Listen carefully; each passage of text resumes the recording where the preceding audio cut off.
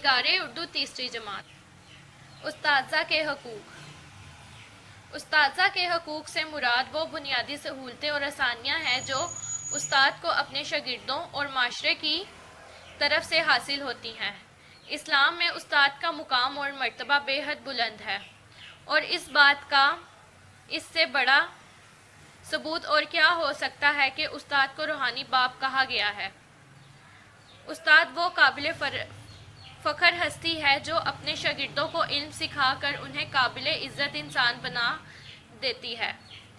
इसलिए शागिर्दों का फ़र्ज़ है कि उस्ताद की ज़िंदगी में उनके लिए दुआए खैर करते रहें और उनकी ज़िंदगी के बाद उनके लिए बख्शिश की दुआएं मांगें। हमारे प्यारे नबी हज़रत मोहम्मद सल्लल्लाहु अलैहि वसल्लम ने फरमाया है कि जो आदमी तुम पर एहसान करे तुम उसका बेहतर बदला दो, और अगर ऐसा ना कर सके तो कम से कम उसके लिए बेहतरी की दुआ ज़रूर करते रहो। उस्ताद का अपने शागिर्दों पर यह भी हक है कि शागिर्द हमेशा सच्चे दिल से उनका हुक्म माने। उस्ताद की फरमाबरदारी और अताअत की बगैर सही तालीम हासिल करना मुमकिन ही नहीं। जो शागिर्द अपने उस्ताद का कहना नहीं मानते वो ज़िंदगी में कभी कामयाब नहीं हो सकते। दुनिया में जितने बड़े लोग गुज़रे हैं उन्होंने अपने उस्ताज़ा की फरमाबरदारी ही की वजह से ये मुकाम पाया है। उस्ताद का अदब और एहतराम सच्चे दिल से करना चाहिए। हज़रत मोहम्मद सल्लल्लाहु अलैहि वसल्लम ने फरमाया, तेरे 3 बाप हैं, एक वो जिसने तुझे जन्म दिया, दूसरा वो जिसने अपनी बेटी तेरे निकाह में दे दी, और तीसरा बाप वो है जिसने तुझे तालीम की दौलत अता की, यानी उस्ताद। इन तीनों में उस्ताद का मर्तबा सबसे अफजल है। हज़रत इमाम अबू हनीफा फरमाया करते थे कि मैं अपने उस्ताद हमाद का बेहद अदब करता था।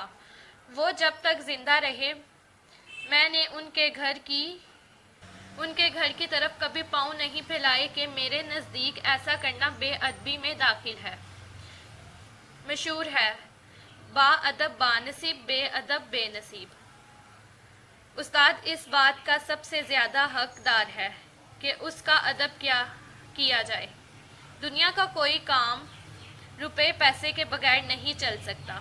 उस्ताद की भी माली ज़रूरतें होती हैं, इसलिए उस्ताद का ये हक ये भी है कि उसके शागिर्दों और माशरे की जानिब से उसकी ज़रूरियात का ख्याल रखा जाए ताकि वो बेफ़िक्र होकर बावकार तरीके से इल्म और अदब सिखा सके। हमेशा वही कौमें तरक्की करती हैं जो उस्ताज़ा को सही और बुलंद माशरती मुकाम अता करती हैं। इस सबक में हमें उस्ताज़ा के हकूक़ बताए गए हैं कि उनके क्या हकूक़ हैं, उनका किस तरह से हमें अदब करना चाहिए माशरे में, और इसके साथ साथ ये बताया गया कि उस्ताद का दर्जा क्या है, और अगर हम उस्ताज़ा की इज़्ज़त करेंगे, उनका कहना मानेंगे, तो माशरे में एक बहुत बुलंद मुकाम हासिल करेंगे।